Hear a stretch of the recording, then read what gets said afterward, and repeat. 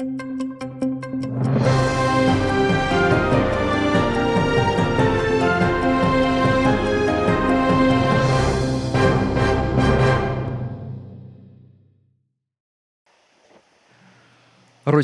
накопичили в окупованому Криму кілька десятків гіперзвукових цирконів. В українському війську припускають точковий терор аж до Київщини. Це ж підтверджує удар 2 цирконами по українській столиці у понеділок. Тоді оборонці неба знищили обидві гіперзвукові ракети. Але такі цілі – складна задача для протиповітряної оборони. Ми говоримо про те, що усвідомлюємо, які види озброєння ворог готовий застосувати, що він не зупиняється в модернізації свого озброєння, що він намагається вишукати способи тиску на населення України, фактично на всій його території, не в прифронтових. Гіперзвукові циркони уже тричі били по українським містам. Перше застосування 29 грудня минулого року у Запоріжжі. 2 наступних – 7 лютого і 25 березня у Києві. Усі 3 цілі було знищено над столицею. Але навіть уламки 9-метрової ракети на такій швидкості наробили чимало лиха. Утім, ще під час випробувань циркона ані російські військові, ані пропагандисти не приховували, якими категоріями вимірюють влучність ракети. По, скажем так, точности наведения, там буквально сантиметры. Сантиметры? И это касается в том числе и циркона? Циркона, да. То есть если стоит перекрестие, можно как снайпер попасть в перекрестие? Практически да. Если вот стоит 5-этажный дом, то мы прицелились в подъезд. То где-то если не в этот подъезд, то в соседний точно летает. У повітряних силах пов'язують застосування Росією цирконів із можливим дефіцитом ракет інших типів або ж зі спробою випробувати міцність українського щита. Гіперзвукова крилата ракета «Циркон» – одна з найскладніших для перехоплення цілей. На різних відтинках польоту розвиває швидкість від 5 до 8 тисяч кілометрів на годину. «Циркон» став на озброєння окупаційних сил на початку повномасштабного вторгнення. І відтоді перетворився на вундерваффе у сюжетах російських пропагандистів. Она находится на таких скоростях, что локация ее не обнаруживает. Представим, что идет условный циркон. Понятно, что это условный макет. Неужели на локаторах противника он вообще не будет виден? Не увидите. Помимо ее скоростей, еще заложены технологии стелс в само изделие. Але ж тут ж нюанс в тому, що виходить, якщо цю ракету вдалося збити Петріотом чи СМПТ, яких там навіть швидкість зенітних ракет менше, ніж у цього циркона, то виходить, що от якраз при ударах по цивільній інфраструктурі, які б нічим би не захищалися, ця ракета, вона для росіян може бути ефективною. Летить не туди, куди хотіла. Так коротко описав досвід застосування циркона керівник лабораторії військових досліджень Київського науково-дослідного інституту судових експертиз Андрій Кульчицький. Дослідивши уламки ракети, він зазначив, що всі характеристики циркона, як супер і гіпер, лише слова. А насправді до бойового застосування ракеті ще далеко. Кульчицький додав, що бойова частина циркону містить не більше 40 кілограмів вибухівки. Саме його БАЧЕ розкрила найбільшу аферу з цирконом, пишуть фахівці Defense Express.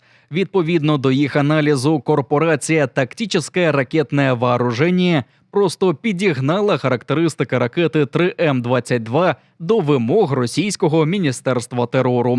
Саме тому бойова частина циркона вдвічі менша, ніж в Онікса чи Калібра, і втричі, ніж аеробалістичний кинджал. Чому для циркона обрали настільки малу вагу бойової частини, легко пояснити. Забезпечення дальності, вказаної у тактично-технічному завданні, вочевидь 1000 кілометрів. А якщо ракета не може на таку дальність доставити відповідну вагу, то найпростіший варіант – зменшити бойову частину. Це також чудово пояснює, чому дальність польоту «Циркон» доволі дивно зростала з часом – від 400 кілометрів, потім до 600 кілометрів. А вже ватажок рашистів Путін оголосив про 1000 кілометрів.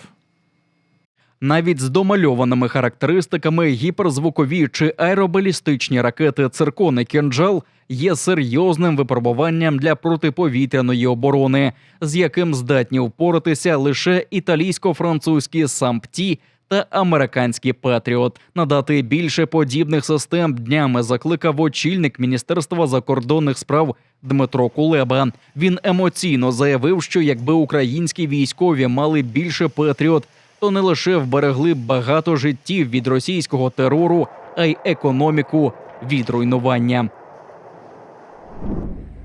Незалежну мусульманську громаду Еські Крим переслідують через книжки, підкинуті російськими силовиками.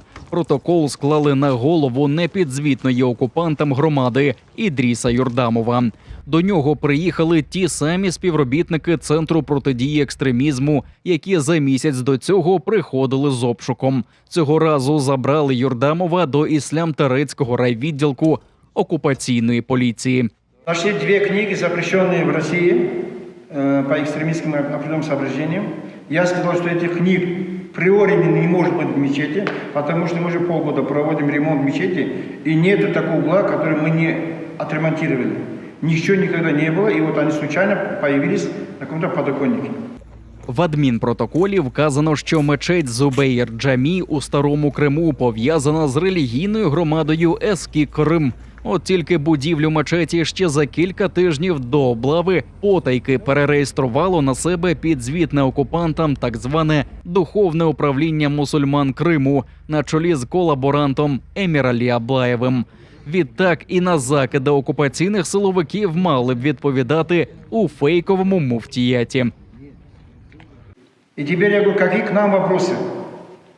Религиозная община Крым, она не привязана к мечети, потому что юридический адрес – это мой дом, Айргуль 9, мечеть Айргуль 1. Каким образом теперь к нам, как религиозное общине, определенные протоколы, определенные такое яркое внимание? Но мне сказали, что эта шапка вот так она должна выглядеть. Но я им объяснил, что никаких подписей не будет, потому что я не согласен, я так и написал в объяснении, я не согласен с протоколом. Сфальшовану справу вже передали до окупаційного іслям-турецького райсуду Криму, а захист незалежної мусульманської громади Еські Крим очікує виклику на засідання. Це вже третя хвиля переслідувань учасників непідконтрольних окупантам громад за останні 4 місяці. Перед тим окупаційний муфтіят руками російських силовиків намагався замінити обраних народом імамів в Алушті та Іслям-Тереку на кишенькових духівників. А 29 лютого озброєні силовики на бронемашині заявилися з обшуками до 4 кримців у Старому Криму. Одного з них, Лінура Якубова, незаконно арештували на 14 діб за нібито пропаганду екстремістської символіки, а на імама незалежної мусульманської громади Еські Крим Ізета Сайфуліна склали адмінпротокол за нібито незаконну місіонерську діяльність.